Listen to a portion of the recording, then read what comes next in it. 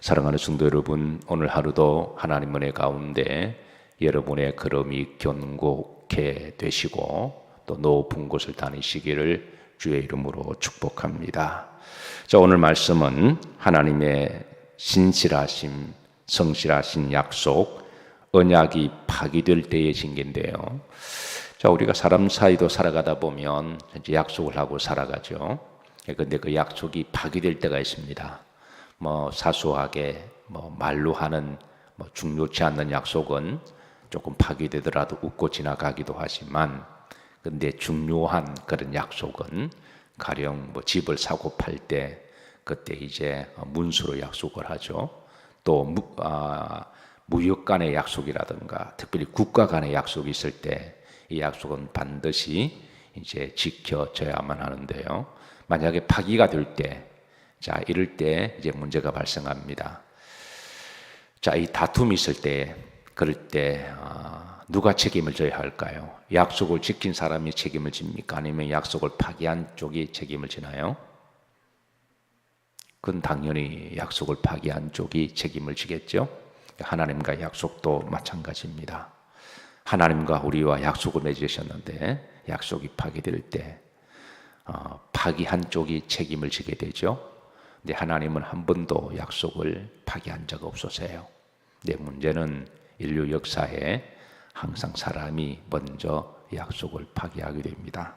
오늘 이제 30절에 보시면 이제 네 가지로 만약에 이런 하나님의 율법과 약속이 파기되거나 너희들이 버리게 되거나 깨뜨리게 되면 어떻게 되느냐라고 하는 말씀을 주십니다. 자, 30절 한번 합독하십니다. 만일 그의 자손이 내 법을 버리면 내 규례대로 행하지 아니하며, 내 법을 버릴 때 또 그걸 약속은 지키는 걸 전제라고 하죠. 말로만 하고 지키지 않을 때 31절입니다. 내 율례를 마하며 깨뜨리며 내 계명을 지키지 아니하면, 그랬습니다. 자, 이럴 때 그러면 어떻게 되느냐라고 하는 것이죠. 이 언약, 약속을 베리트라는 말을 쓰는데요. 이 말은 쪼개다라는 말에서 어원이 시작됩니다. 고대 근동에서는 이제 두 약속의 당사자들이 약속을 정할 때 짐승을 소나 양을 가운데 놓고 조금 잔혹하기는 하지만 가운데로 쫙 쪼갭니다. 그리고 그 쪼갠 사이에 두 사람이 함께 걸을 가면서 약속을 맺죠. 자, 이것은 이제 무슨 의미냐면 약속을 파기한 쪽은 이렇게 쪼갰을 당해서 죽거나 대가를 지불해야 된다라고 하는 엄숙한 그런 이제 상징을 가지고 있습니다. 자, 하나님이 아브라함과 언약을 맺을 때 이런 방식으로 약속을 맺으시면서 하나님과 약속이 이제 엄중함을, 반드시 지켜야 됨을 그냥 말로 한마디 하고 우리가 그냥 하기 쉬운 말로, 근데 이런 거는 있어요. 우리가 믿음 생활할 때 그 약속을 지킬 때 우리가 아멘으로 화답을 하잖아요. 그죠? 근데 아멘이 진실로 그러합니다 라는 말로 언약이 딱 체결되는, 그러니까 하나님의 영과 우리 인간의 영이 딱 체결되는 그런 이제 그 고백이기도 한데요. 근데 참 좋은 말입니다. 하나님 좋아하시고요. 근데 그냥 지킬 마음도 없으면서 의성으로 그냥 아멘 아멘 아멘 남발해 버리는 것도 문제라는 거예요. 신앙적 고백으로 아멘이 자연스럽게 나오는 것은 참 좋은 일입니다. 그런데 그게 의성으로 그냥 아멘을 너무 쉽게 남발하는 것도, 장난 비슷하게 그렇게 하는 것도 이게 이제 문제라는 거죠. 그래서 우리가 아멘을 할 때 하지 말라는 건 절대 아닙니다. 하세요 하는데 하실 때마다 한번 되새겨 봐야 된다는 거예요. 한번 내가 아멘 했던 그 고백이 정말 진중하게 그러면서 기쁘게 그렇게 영적인 고백이냐 아니면 그렇지 않고 그냥 하는 거냐 한번 되짚어 보는 게 신앙의 진보에 도움이 있습니다. 자, 하나님이 아브라함과 언약을 맺을 때 이런 방식으로 베리트 방식으로 하시는데요. 창세기 15장 17절입니다. 합독하십니다. 해가 져서 어두울 때에 연기 나는 화로가 보이며 타는 횃불이 쪼갠 고기 사이로 지나더라 그랬습니다. 쪼갠 고기 사이로. 18절에 그날에 여호와께서 아브라함과 더불어 못을 세워 언약을 세워. 하나님은 이렇게 아브라함과 언약을 세우셨습니다. 예. 이거는 하나의 예죠. 하나님과 아브라함과 언약을 이렇게 하시듯 하나님을 믿는 신실한 성도들에게 하나님의 약속은 이렇게 하나님은 엄중하게 생각하시고 또 하나님의 약속하신 바는 하나님이 반드시 이루시겠다고 하는 그런 이제 말씀입니다. 자, 그런데 만약에 언약이 파괴될 때 어떻게 되느냐? 언약을 너희들이 버리거나 지키지 아니하고 언약을 깨뜨리거나 그렇게 되면 어떻게 되느냐라는 말씀이 오늘 주제인데요. 자, 첫째, 회초리와 채찍으로 우리를 다스리고 벌하시겠다라고 하십니다. 32절 합독합니다. 내가 회초리로 그들의 죄를 다스리며 채찍으로 그들의 죄악을 벌하리로다 그랬습니다. 회초리는 작은 막대기죠. 예, 작은 막대기. 그 채찍은 가죽으로 된 끈이죠. 그래서 작은 막대기로 이렇게 조금 톡톡 치다가 우리가 흔히 희는 매를 사랑의 매라고 말하죠. 그래도 말 안 들으면 그때는 조금 더 이제 아프고 무거운 그런 채찍으로 우리를 이렇게 다스려서 우리가 그 죄를 깨닫게 하시겠다. 하나님께서 그렇게 언약을 파기할 때는 약속을 어길 때는 그렇게 하나님께서 다스리겠다 그렇게 말씀을 하십니다.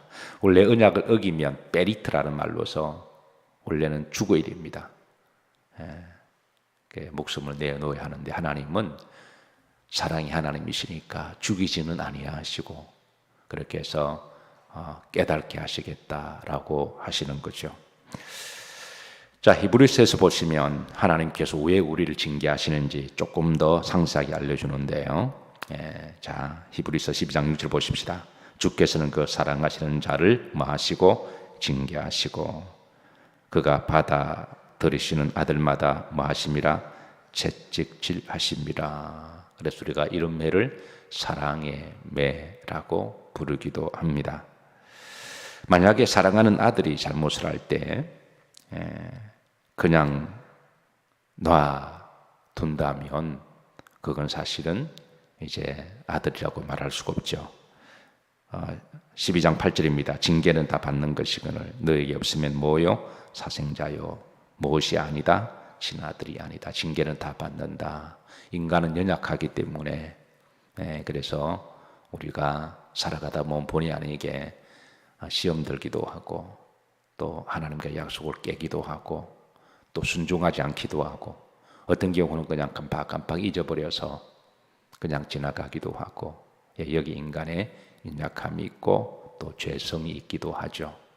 하나님과 약속했는데 지나고 나니까 그게 본전 생각이 나고 아까워서 하나님 약속을 무르는 경우도 그런 경우도 다반사가 있죠. 그래서 징계는 다 받는 것이거늘 우리가 잘못했는데도 우리가 하나님의 그런 매가 없으면 하나님이 우리를 포기하신 거다. 근데 만약에 여러분들이 아시잖아요. 내가 신앙적이지도 않고 순종하지도 않고 그리고 내가 하나님의 말씀에 지키지도 않았는데 아무런 매가 없다. 그러면 그건 이제 심각한 거죠. 그건 하나님이 나를 혹시 버리지 않으셨나라고 한번 점검해 보셔도 괜찮습니다.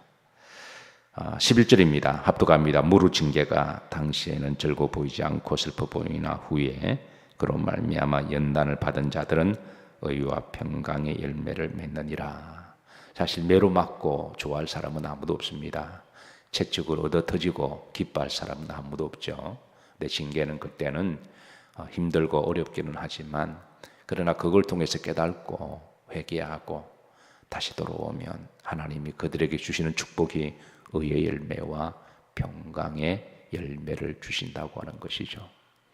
사랑하는 성도 여러분, 우리는 연약한 그런 육체와 또 죄성을 가지고 있어서 때로는 하나님의 약속을 파기하더라도 그때마다 다시 하나님의 징계와 매로 회복하시고 오늘도 평강한 하루가 되시기를 주의 이름으로 축복합니다. 자, 근데 이제 문제는 이 문제가 남았습니다. 언약을 맺었습니다. 한쪽이 파기했습니다. 그럼 언약이 깨졌습니다. 가령 두 사람이 약속을 하고 문수를 작성했는데 한쪽이 깨졌습니다. 그럼 그 문수가 파기됐든 찢어지는 거죠. 그죠? 언약이 없어지는 거죠. 가령 예를 들어서 어느 환자가 병원에 어포인먼트를 냈습니다. 그 어포인먼트도 약속이잖아요. 어포인먼트가 약속이니까. 근데 그 시간에 의사는 기다리고 있습니다. 근데 그 시간에 환자가 오지 않았습니다. 그러면 그 약속은 깨진 거죠. 그러면 그 다음에 환자가 나중에 이 시간을 약속을 어떻게 해야 되나요? 다시 하려면은 다시 어포인먼트를 정해야 되는 거죠. 그 첫 약속은 깨진 거니까. 이럴 경우입니다. 이럴 경우는 어떻게 하느냐? 하나님과 약속이 깨어졌습니다. 하나님의 매로 다스리고 회축으로 우리를 다스리셨어요.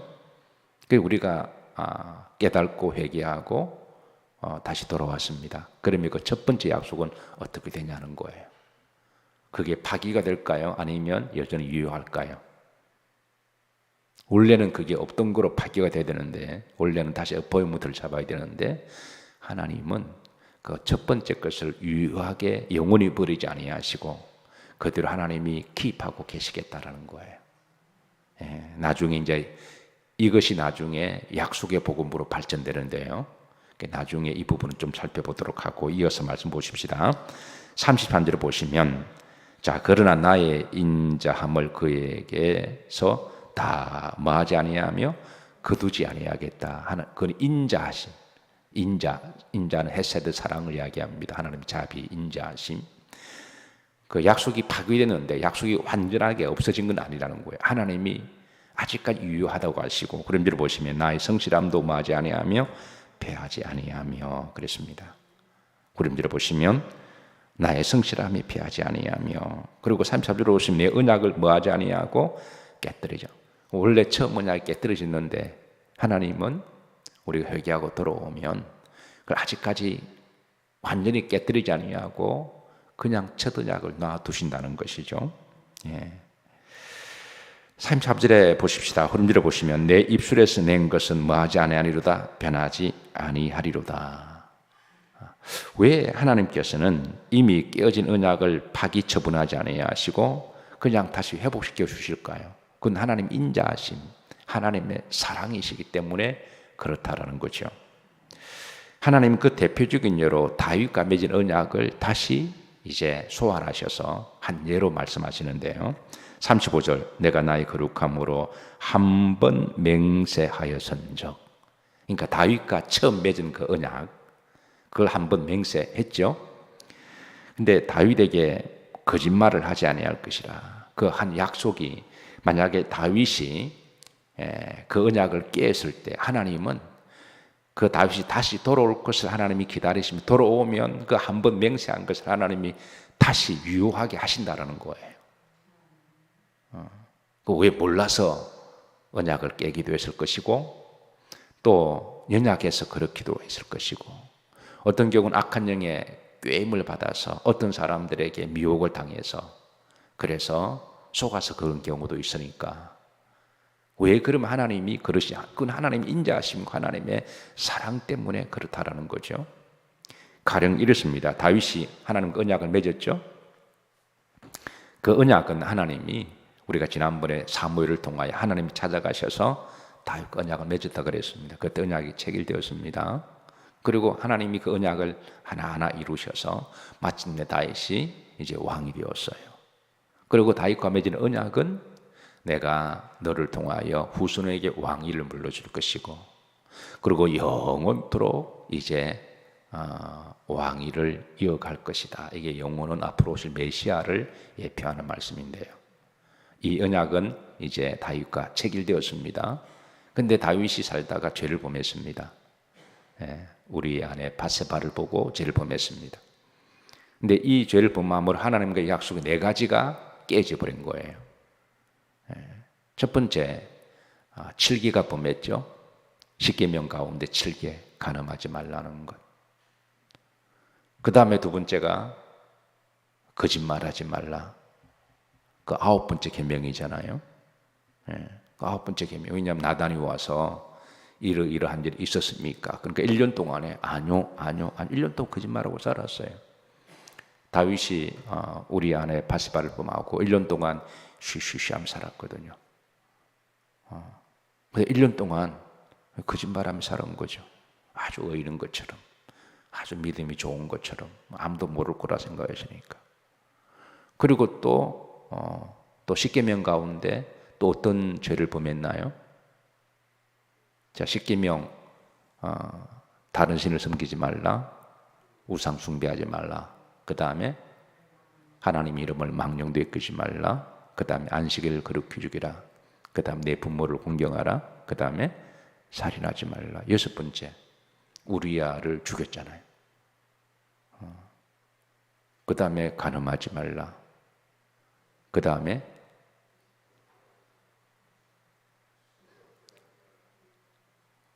뭐죠? 도둑질하지 말라. 그 다음에 거짓말하지 말라. 내 이웃을 것을 탐하지 말라. 내 이웃의 양이나 그리고 아내를 탐하지 말라. 10번째도 범했잖아요. 그러니까 그 한순간에 그 죄가 네 가지 죄를 범함으로 하나님의 약속과 파기가 된 거죠. 그래서 하나님은 이제 다윗을 회초리와 막대기로 다스리고, 그래도 다윗은 기본적으로 믿음 있는 사람이니까 1년 동안 그랬지만 양심의 신앙이 화히 맞지 아니하고 다소 늦은 감이 있지만 돌아왔습니다. 그러면 이제 하나님이 다윗과 맺은 언약이 이미 처음에 맺은 언약을 하나님이 파기하셨느냐? 아니라는 거예요. 그게 바로 이 30절입니다. 그게 이제 다윗과 한 번 맹세한 언약. 그의 후손이 뭐하고 장구하고 그의 왕위는 해같이 내 앞에 항상 있으며 후손이 장구하고. 하나님 처음 약속하신 대로 다윗의 아들 솔로몬이 왕위를 이어받았죠. 하나님의 약속이 다시 유효함을 말씀하시는 거죠. 그리고 또 31절 보시면 또 궁창이 확실한 정인인 달같이 영원히 견고하게, 이는 앞으로 오실 메시아에 대한 약속도 하나님이 견고하게 다시 회복하실 것을 주시는 말씀이죠. 자, 여기에 놀라운 구원의 약속이 있습니다. 자, 이렇습니다. 우리도 예수님을 믿어 하나님의 자녀가 되었고 또 우리는 천국 갈 약속을 보장받았습니다. 가장 위대한 약속이죠. 약속 중에 가장 놀라운 약속은 하나님의 자녀가 되고 믿는 자들에게 성령을 내주하게 하시고 그리고 천국 가는 것. 뭐 다른 축복도 많이 있지만 다른 축복은 뭐 이게 영생의 축복과 약속에 비하면 다 지나가는 것들이고, 자, 그런데 우리가 살다 보면 우리도 연약하고 우리가 때로는 미숙하기도 하고 원죄 기질도 있고 또 주변에 믿지 않는 사람들이나 또 이상한 또 게임에 빠져서 또 이렇게 죄를 범하기도 하죠. 그렇게 되면 하나님의 약속이 이제 깨어지는 거죠. 그럼 하나님이 우리를 사랑하시니까 사랑이 매로 톡톡 칩니다. 그래서 우리가 얻어터지고 좀 어려움을 당하고 깨닫고 우리가 회개하고 돌아와요. 그러면 하나님 우리에게 맺었던 그 약속이 영원히 파기가 되나요? 아니라는 거예요. 그 구원의 약속은 하나님이 여전히 유효하게 킵하신다라는 거예요. 그래서 우리가 살아가면서 죄를 범하고 실수한다고 해서 하나님이 구원의 약속이 깨어지거나 우리에게 주시는 성령을 거두시거나 그리고 또 천국 가는 걸 하나님이 없던 걸로 아시고 다시 약속을 맺고 다시 영접 기도하고 다시 세례받게, 그렇게 안 해도 된다라는 거예요. 단지 성령을 회방하는 것 말고는 나머지 모든 이 잘못과 그 파기된 것은 하나님이 인자하심과 하나님의 사랑하심으로 여전히 그것을 지키고 우리에게 유효하다고 하는 것, 이것이 바로 우리들에게 구원의 복음의 약속입니다. 그래서 그렇다고 해서 우리가 너무 약속을 깨는 것을 너무 쉽게 생각하고 너무 쉽게 회개하고 또 그렇게 하면 또 그 신앙의 인격과 양심의 문제가 되는 거니까.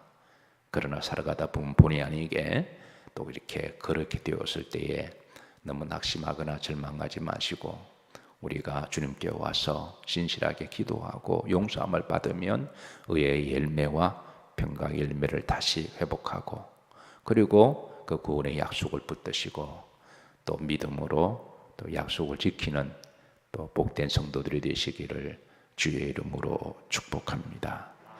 우리